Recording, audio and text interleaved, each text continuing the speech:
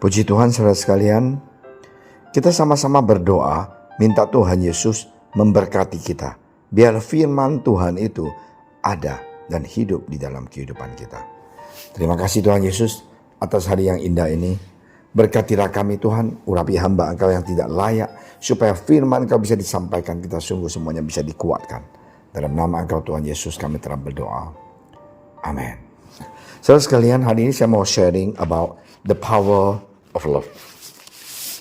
Di Lukas 6 ayat 27, tetapi kepada kamu yang mendengarkan aku berkata, kasihilah musuhmu, berbuatlah baik kepada orang yang membenci kamu, mintalah berkat bagi orang yang mengutuk kamu, berdoalah bagi orang yang mencaci kamu. Barang siapa menampar pipimu yang satu, berikanlah juga kepadanya pipimu yang lain. Dan barang siapa yang mengambil jubahmu, biarkan juga ia mengambil bajumu.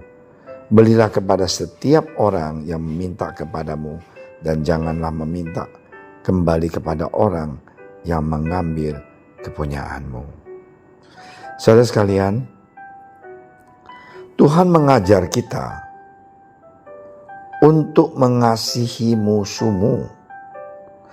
Setiap orang mengasihi orang yang dia cinta. Bahkan pembunuh pun dia tahu bagaimana mengasihi anaknya.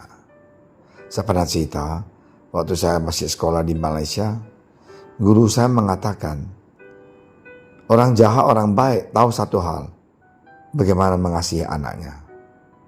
Nah, apa yang terjadi saat waktu saya SMP, ada satu orang pembunuh sudah mau dihukum mati. Kalau di Malaysia hukum mati zaman dulu itu kalau nggak listrik digantung. Jadi ada wartawan tanya, sebenarnya dulu kamu itu merampok, itu untuk apa? Dia bilang, saya mengharapkan anak saya bisa hidup lebih enak dan lebih nyaman daripada saya. Karena itu saya merampok bank, hanya membunuh orang supaya anak saya punya uang. Aduh, my goodness. Jadi this is the power of love, or the love of the Father. Biarpun orang berdosa, pembunuh, dia juga tahu bagaimana mengasihi orang lain. Yang paling susah itu adalah kita disuruh mengasihi musuh kita loh. Jangan macam-macam. Gampang sekali untuk mengasihi orang yang kita sayang. Tapi sekarang Tuhan mengajarkan kita mengampuni musuh kita. Saya mau kasih satu kesaksian, saya kenal satu saudara seiman. Saya nggak sebut namanya. 10 tahun dia tidak bicara dengan adiknya. Karena adiknya itu nyolong uang perusahaan. Dan pokoknya kesal sekali dan marah sekali. Dan waktu itu dia gak kenal Tuhan. Dia simpan dendam itu 10 tahun. Hatred, not love, but hate.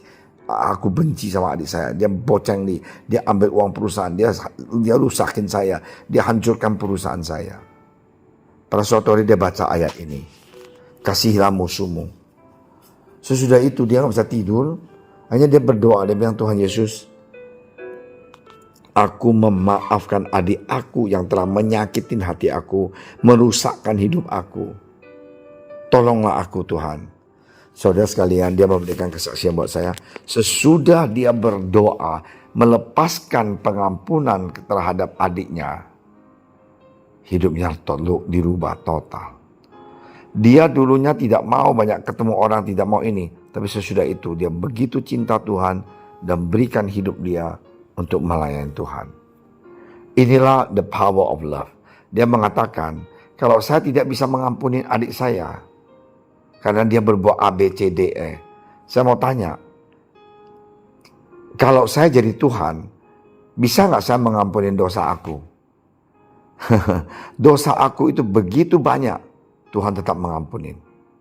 Adik saya menyakitin hati saya, ambil uang saya, menyakitin hati aku. Tapi saya tidak boleh kutuk dia. Saya harus memaafkan, mengasihi dia. Sesudah berapa minggu, dia melangkur adik dia, say hello. Sampai hari ini mereka rukun.